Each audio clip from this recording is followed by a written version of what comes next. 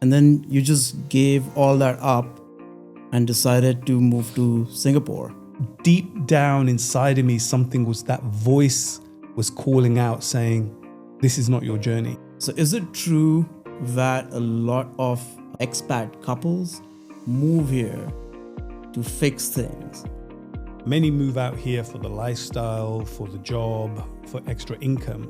However, a byproduct of that is you get a lot of time. I took around about 50% pay cut to move out to Singapore, but that was a conscious decision because what's the point of having all this? I've already been down the route of having all this materialistic wealth and then just not being happy. If the end game is happiness and contentment, what's the point? Welcome to another episode of Foreign Grounds. I'm your host, Varun Pendharkar, and we are in Singapore. From nightclub doors to bank boardrooms to creating something unique and special from scratch. Today's guest has lived 3 lives in one. It is my absolute pleasure to welcome Sanjeev Verma to the show. Welcome, Sanjeev. Thanks, Varun. Great to be here. Excited. How are you doing? Really excited to do this podcast. Wow. So let's start at the beginning, before the banking titles in Singapore. How did you end up becoming a bouncer? Well, that's an interesting story. So my parents were immigrants to the UK, moved in the 1960s. We didn't have a lot of money. I was going into university at the time, and I didn't want to rely on my parents to fund me through university. I'd already started fitness and physical fitness when I was probably about 12, 13 years old, as early as that. I'd been doing karate, I'd been doing boxing, all kinds of things. And that was really about the area that I grew up in was a pretty rough neighborhood. So you had to look after yourself and learn how to look after yourself. And one of my friends said, I was 17 at the time, he said, you'd be really good for security work. Why don't you join a security firm? And that's what I did. So that's how I got into security work. First of all, doing arenas and stadiums, meeting people there, and then being asked, would I like to work private venues and do some nightclubs as well? And then that's how I worked in that.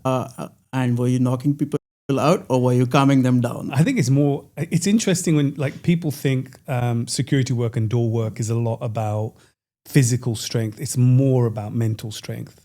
It really is a psychological game. I used to have to stand up against people who are far bigger than me, but holding my frame, holding my composure. Inside I was kind of shaking like a leaf, but outside I was calm, collected, composed, showing respect, not playing against the person's ego, because a lot of it comes down to ego. It taught me a lot doing door work. Probably one of the best lessons I had, learning how to interact with people, how to read people, how to get over fears. It kind of taught me a lot in a short space of time. And then you go from bouncer world into the banking world. How did people perceive you? Did they perceive you as an ex-bouncer or did they perceive you as one of them? I felt that I had to earn my stripes more. With me, it was, I'm a bouncer first, and I'm not the smallest of individuals. I'm quite a big guy. So people have a certain perception when they see you. And unfortunately, the perception is the reality. So when I had to prove myself through being exceptional in what I was doing to fit. You mentioned being a bouncer taught you about resilience, about being strong. Was that part used in your banking life when you were in the UK? 100%. It was more about, it's never been about physical resilience. It's more about mental resilience. There were times where I think if I didn't have the conditioning that I had, I would have given up. I did face racism. I remember being on a job and I was being asked to do the sandwich run. I was asked to fetch coffees. I was asked to empty out bins. And there were many people on the same grade as me. No one else had been asked. My family have always been in business. I was the only one that went into the work world. I was told before going into the work world that I'm going to fail, that you can't survive in this racist environment that exists in England, especially old boys network like banking and finance. That actually made me even more determined to prove myself in that field. It was like a challenge. And again, that mindset from growing up, doing training, doing martial arts, and then doing kind of more physical work, which is the door work, which is also psychological, I think that lent itself really well to me getting through and working in the finance world. Yeah, and that is why you were such a huge success and you made director at the age of 30. That's definitely not an easy feat. Do bankers make a lot of money? Absolutely. Absolutely. Without a shadow of a doubt. I think when I was at Goldman, I was fortunate to be mentored by one of the top prop traders. And I think it was something like 2004. He got paid a bonus of, I think it was roughly 30 million pounds. Wow. So that experience for me opened my mind up. I think what it really did was break down barriers on anything is possible. When I started to work with these individuals who were making these phenomenal sums of money, I did think to myself, and this comes from the confidence from doing security work, there's nothing that special about these guys. Yes, they're clever. Yes, they're working hard. But 30 million hard or 10 million hard? Absolutely not. Are they 100x me? Are they 1,000x the next person? I don't think so. Your ceiling just got a lot higher. A lot. Well, there was no ceiling. It was like the sky's the limit. You know, that's one of the best things that happened for me, those kind of what I call mental shackles and chains that a lot of immigrant families put on their children. You know, be grateful for the job, be grateful for the opportunity. So that's what happens because that kind of feeds in. You know, they move to a country with not having a lot and they're just grateful for any opportunity. That then feeds into the children's program. Actually, just be grateful for a job. Absolutely be grateful for the job, but don't limit your dreams. You know, and you're constantly being told to shrink, to fit, and these labels are being placed on you. I would just say, don't let those labels be placed on you. Understand who you are. Go for it. So you had it all. You're making a lot of money. I know you bought your dream car, which was everybody's like super excited when they buy their dream car outright. And then you just gave all that up and decided to move to Singapore. What made you make the decision? I was making good money. I was already in a, it's going to sound flash, but I'm saying it for a specific reason, not to status signal, but to showcase how actually I found that assets and materialistic wealth weren't that important. I already had a Mercedes convertible. And I was driving past a Porsche showroom. I saw a Porsche 911 convertible. And I went in, I liked it, and I bought it with my card, outright cash. And I had this car, and it was really nice.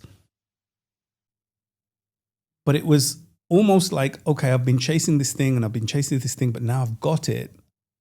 It just felt like, now what? And that feeling was so scary that I felt like it was almost like the car had become my purpose. And when I got the car, I felt like I didn't have a purpose. So obviously I was chasing the wrong thing. And it reminded me of a time, and I call this glass bottles. As I said before, growing up, we had very little money. I remember we used to go to a park, a local park, to play as kids. And we would be playing football, and we'd have, no money to buy any drinks. But the one way of doing it back then, back in that day, if you would find a glass bottle, like you could take it to the local corner shop and they would give you 10 pence. And with that 10 pence, you could buy these frozen ice drinks or frozen icicles. And I remember we'd walk along, coming back from the park, me and my friends would walk along the side of the pavement looking for these glass bottles. And I remember seeing a glass bottle under a car, climbing under the car. And it was almost like Charlie and the Chocolate Factory, the golden ticket. Yeah. The satisfaction and the happiness I got from finding that glass bottle and buying some frozen ice, flavored ice for my friends, that was actually far better than me getting the Porsche. I also wonder, and had you not got that car, would you have still continued the chase? I think you're a product of your environment. When I was doing security work, I was quite thug-like because significance came through physical presence, intimidation, and in some cases, violence. That was how you got status. Then you see people driving big cars, flashy watches, and then you're getting significance through material accumulation. So that was my journey, right? I'm surrounded, like I'm in one of the organizations that prizes itself on elite performance, Goldman Sachs, but also wealth accumulation and status signaling. So now I'm in an environment where it's all about what you're making, what you're wearing. And I was driven by that programming and that environment. But deep down inside of me, that voice was calling out saying, this is not your journey. And all these things, by that time I had a Mercedes 4x4, I had a Mercedes sports car, I had a Porsche, I had a decent house, used to go on holidays 4 times a year. Still this really hollow, sinking feeling that, it's almost like you're very thirsty. You keep drinking, but you can't quench that thirst. And I think people shouldn't ignore that feeling. Really need to focus on what is it? What's that true calling from your gut? Mm-hmm.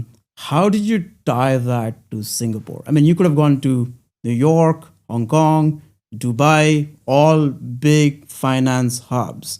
Why Singapore?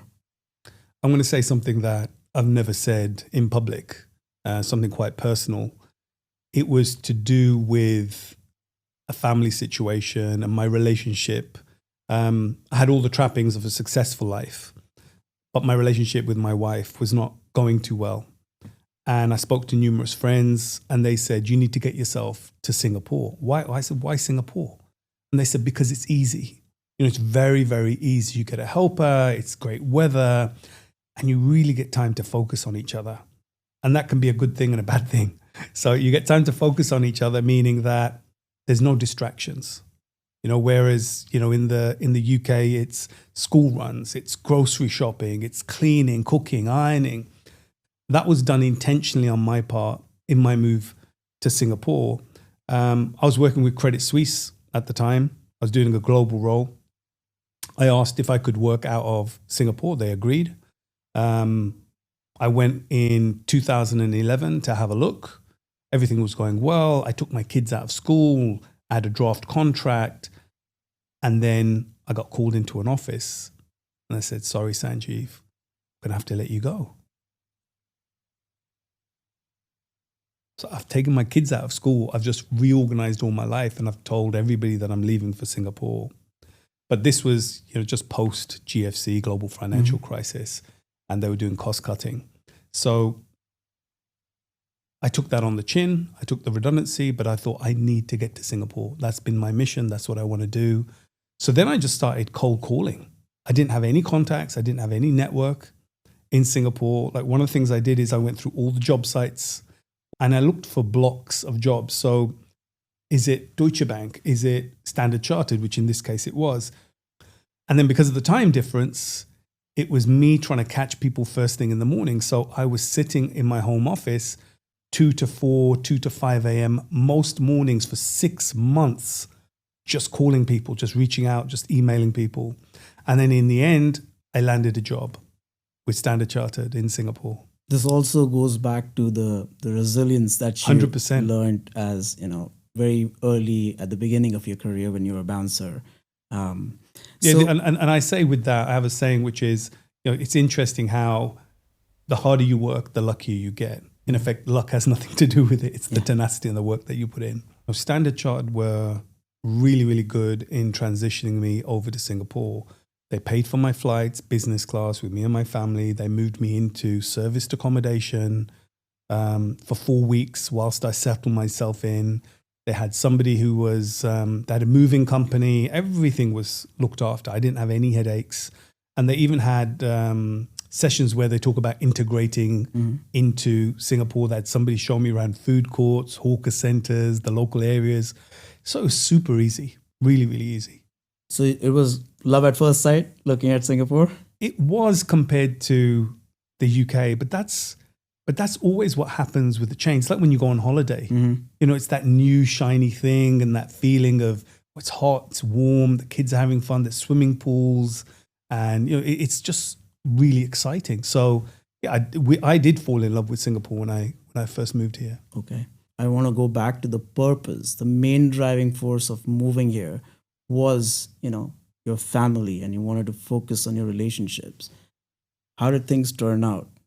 Singapore was 100%, it exceeded my expectations.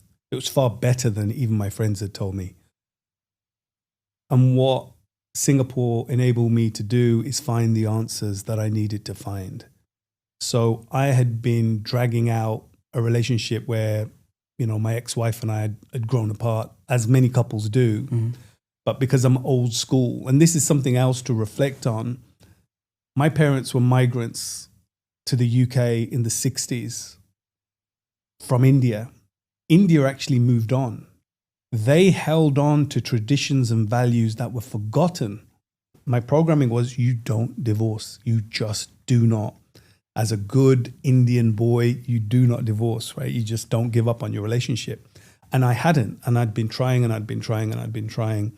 What Singapore enabled me to do is find the space, find the time to see if it was going to work. And, I came to the conclusion that it wasn't working and we were just too different at this point in time. And that led to me separating and then divorcing.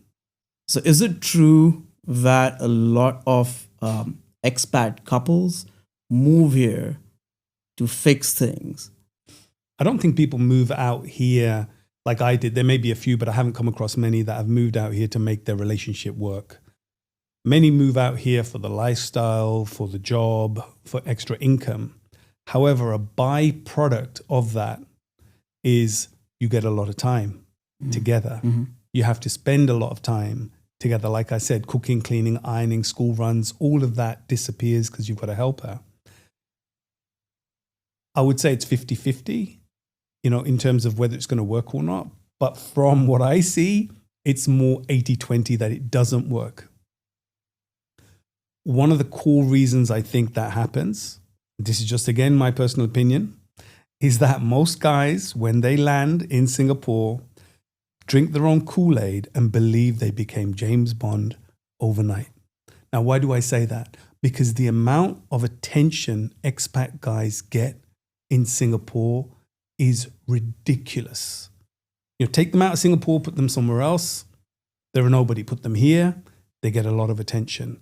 Why? I don't know. Maybe there's a mentality that expats are a prize, or maybe expats are more exciting, or expats have got money. I don't know exactly what it is, but I find expat men have it very easy when it comes to finding women. Now, what does that mean? That means if you've got a man who's not really in control of his senses and control of who he really is and what he represents, then it's quite easy just to get into multiple relationships and have a very hedonistic lifestyle. So, and on the flip side, I think expat females find it very difficult. Again, speaking from personal experience and friends that I have, a lot of friends have left Singapore because they just couldn't find a stable relationship. When you were in banking, did you travel a lot?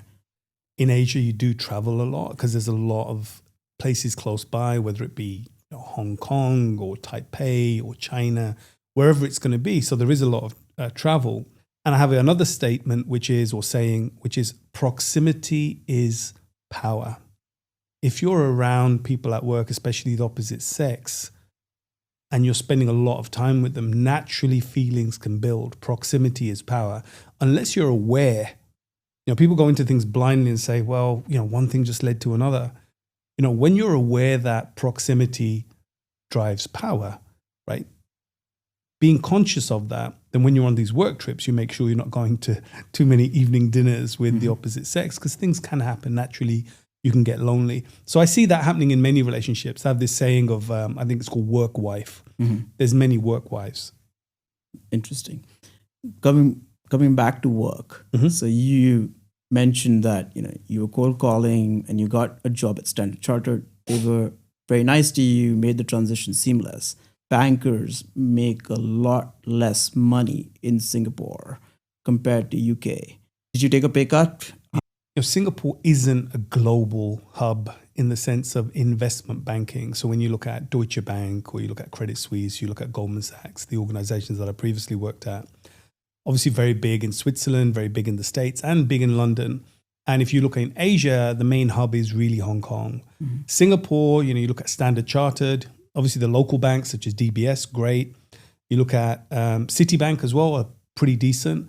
But to try and get a global remit out of Singapore is difficult compared to other locations. So yeah, I took around about 50% pay cut to move out to Singapore. But that was a conscious decision, because what's the point of having all this, I've already been down the route of having all this materialistic wealth and then just not being happy. If the end game is happiness and contentment, what's the point of earning more money? Yeah, but it is expensive to live here. It is expensive. But I tell you something, Varun, I was blessed with hardship. I was searching for glass bottles to hand into the local corner shop to get some money for drinks. Mm-hmm. When you come from that type of background, and I call it reference points, when everybody's looking for that next mountain peak and they don't realize that they've already climbed 10,000 feet. They're just looking at the next mountain peak and they continuously feel like they're not enough and I don't have enough.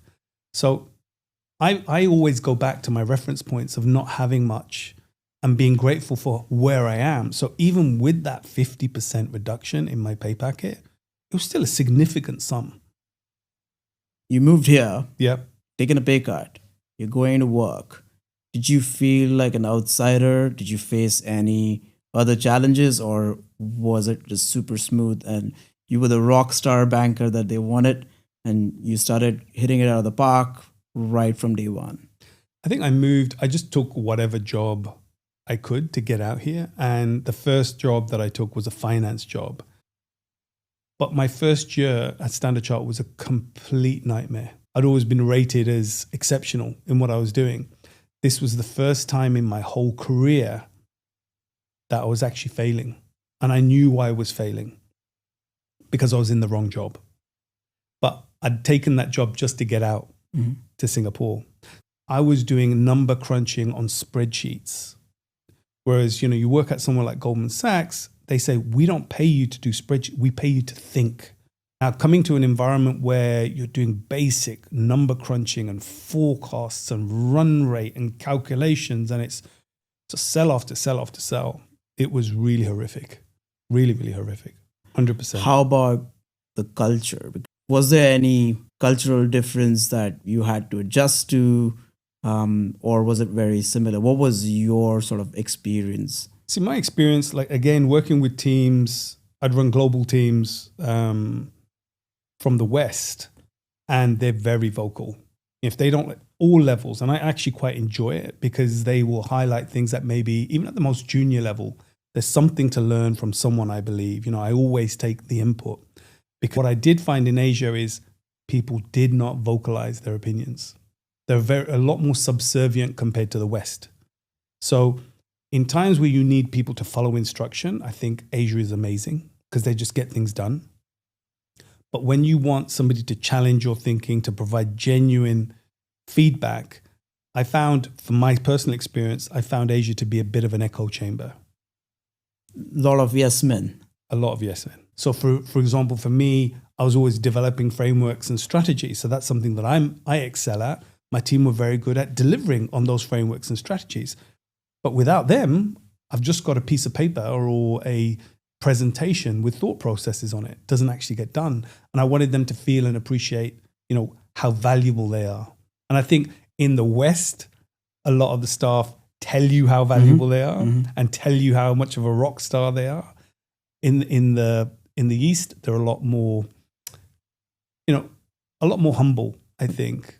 Final question on your banking experience. Did the bouncer ever come out in the banking world in Singapore? We've heard a lot of incidences of this in the UK. Not in Singapore, but I tell you a story I was actually on the trading floor at Goldman Sachs in London, and there was quite a senior trader who started shouting at me for whatever reason on something. There was an operational issue, and I was working in operations at the time.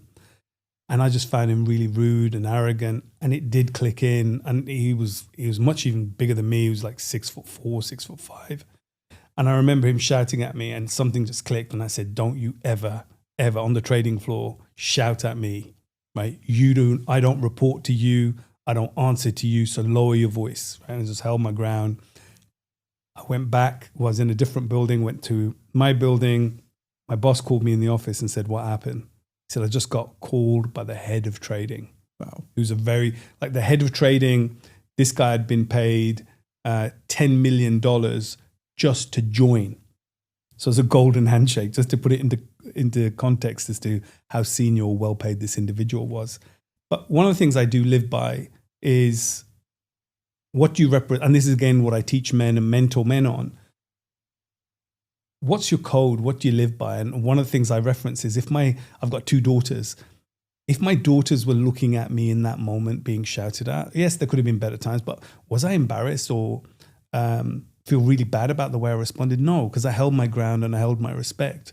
I think there's time and a place, not just throw the toys out the pram, but there is a time and a place where you have to stand your ground rather than cower and, yes sir, no sir, 3 bags full sir. So I don't regret making that move. Very nice. So now I want to move to the next chapter. So you have a good banking career. You're a dad, so you have responsibilities. Although you're in Singapore, life is much better. You give all that up and decide to become an entrepreneur and start Bouncer Banker Buddha. So question in 2 parts. 1, why? And 2, can you tell us a little bit more about Bouncer Banker Buddha? So I got to a point in work where I was making money, but I wasn't feeling fulfilled. I was coming across a lot of men who felt lost and felt like they didn't have a voice anymore. There was the feminist movement and femininity and et cetera, which is great. I think it's equalizing, leveling the playing field. So I was coming across more and more men who, one, wouldn't admit it, that they're lost. And a lot of them were very, very successful men. So they would, when we got to it, it was, I couldn't sleep at night, or I have suicidal thoughts, or I'm not happy with my relationship, I feel disconnected from my kids. But on the outside, it looked like they had an amazing life. I thought, that was me. I've been through that. And that feeling, that sinking feeling, sometimes you wake up in the morning, which is, God, I'm starting it all over again. What am I here for? When you're trying to do a spiritual route in banking, it's difficult because it's a bit like Wolf of Wall Street. Greed is good. People are focused on, the watch, the car, the suit, the house, whatever it is. And if you were working and you're in a room and say that room was filled with black mold and you can visually see the black mold, would you stay in that room? Obviously you wouldn't, but that's what people are doing. You feel something chipping away at you, who you are, your humanity, who you are as a person, and life is short. Yeah. We think we live forever. My mom's very spiritual, and she said, you are a speck of dust on a speck of dust. Yeah. Right? Just to put it into perspective, and that your lifetime is like the blink of an eye, but you think it's so long. And when you use that framing, it makes you think, I don't want to sit in this room filled with mold anymore. I don't feel myself. I'm not the person I want to be, and I'm not around people I want to be around. Did it make you feel in a similar way when you bought the Porsche and you felt empty inside? I think that was very different. I think that was me chasing a prize, getting the prize, and saying, oh my God, I got a prize, but I ran the wrong race.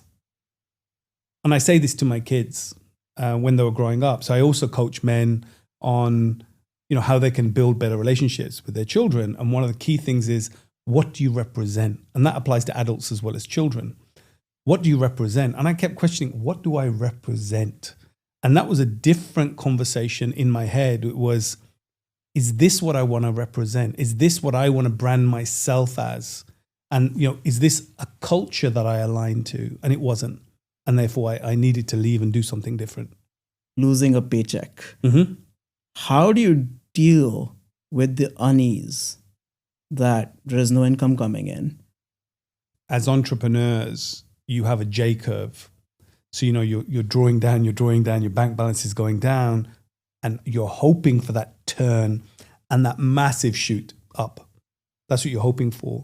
So there is a turning point. So in my mind, it was having the confidence in my own ability and saying, I've been successful. I'm good at what I do. And, I do a lot of spiritual work. I do a lot of work on energy, vibration, manifestation. And it's hard when you're drowning to manifest. Sometimes when you're drowning, when that money's going down and you're telling yourself to be positive and say, not I will have, but I have abundance. But you look at your bank balance and it's empty. You're like, I don't have abundance. You're like, what am I telling myself? So I think that's the challenge. But what made me jump was, if not now, when? Yeah. I was fortunate that everybody around me was like, whatever you put your hands to, you're going to be. They gave me the confidence. And that's the thing with being surrounded by the right people. I could also see the cost of staying. So like and this isn't my quote, but they have a quote, which is, when the pain of not changing gets greater than the pain of change, you change. So for me, the pain of not changing became far greater than the fear of the change. Yeah, and I think it probably goes back to your earlier statement of resilience, right? It requires a certain kind of individual with certain kind of resilience to actually take that pain, have the confidence, and keep moving. Why do you only coach men? I mean, why not? Don't women need help? I've had a few people raise that with me. I think there's definitely something that I could do to bridge the gap. And I think, there's got the famous book, Men Are From Mars, Women Are From Venus.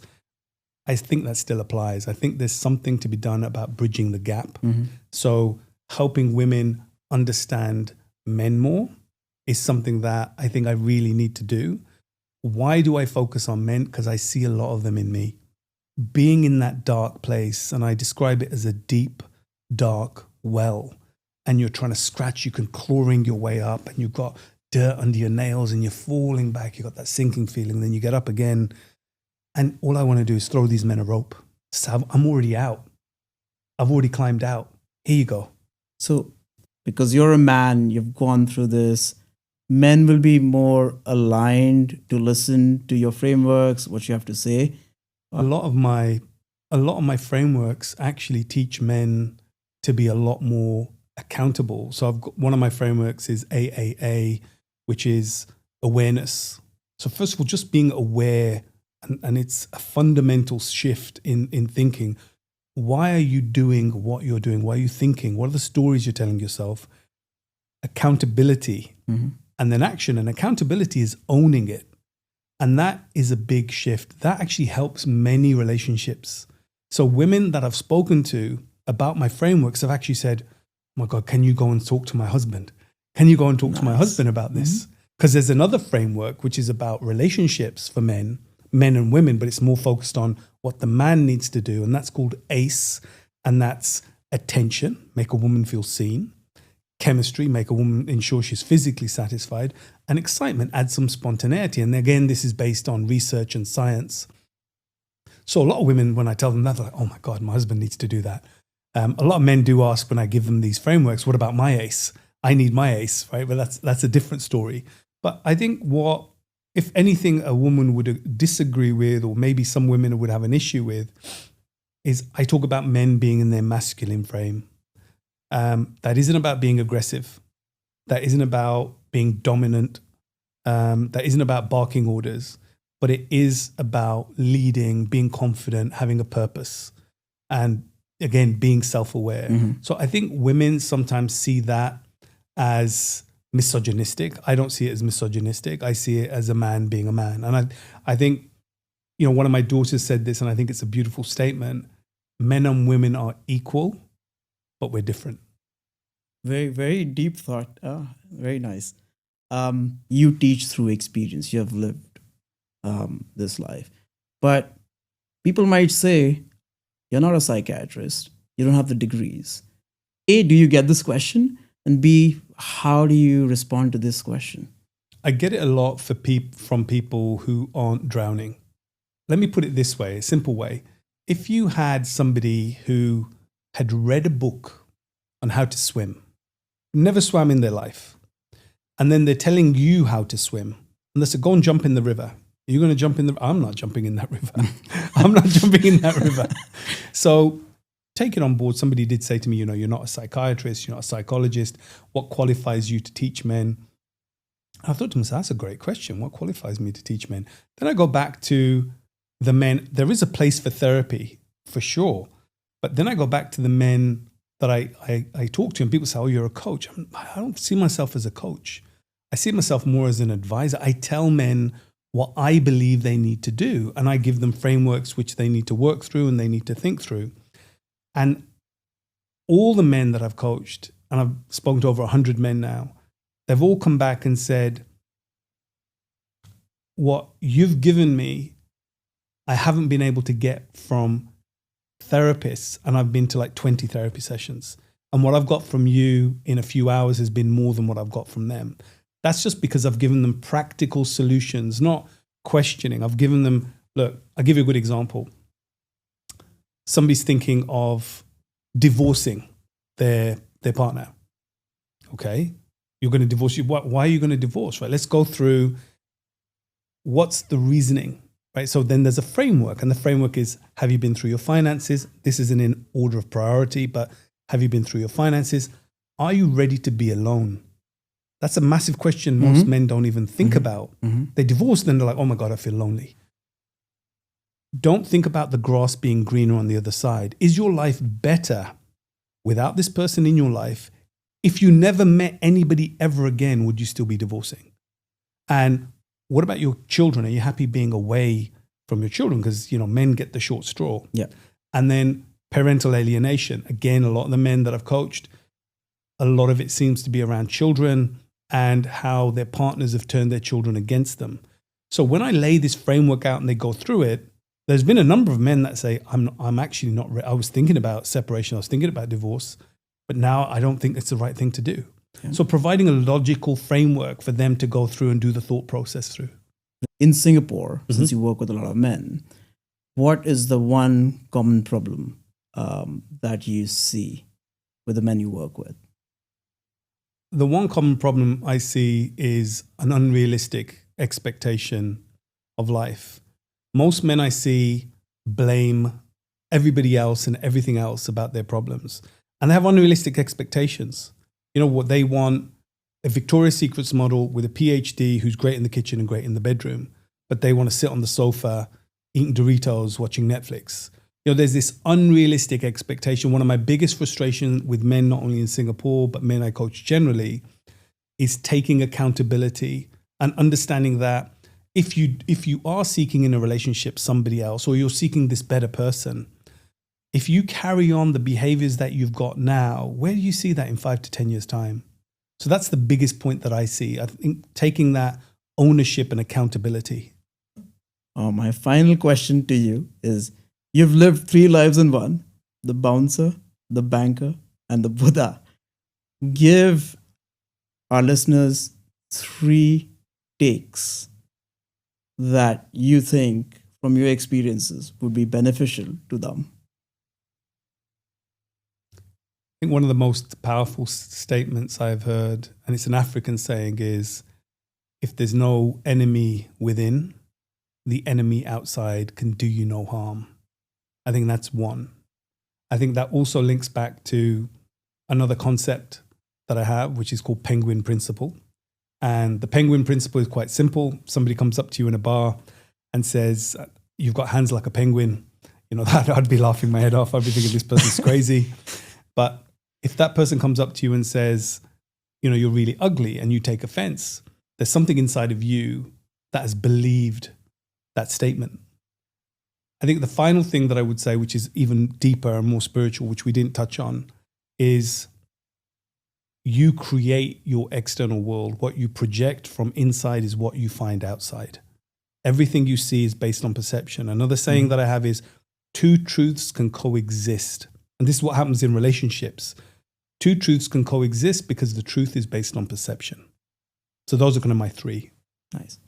This was a pleasure talking to you. No, thank you for inviting me. Great chat. Thank you for coming and showering us with all your knowledge. This was just unbelievably good. Thanks.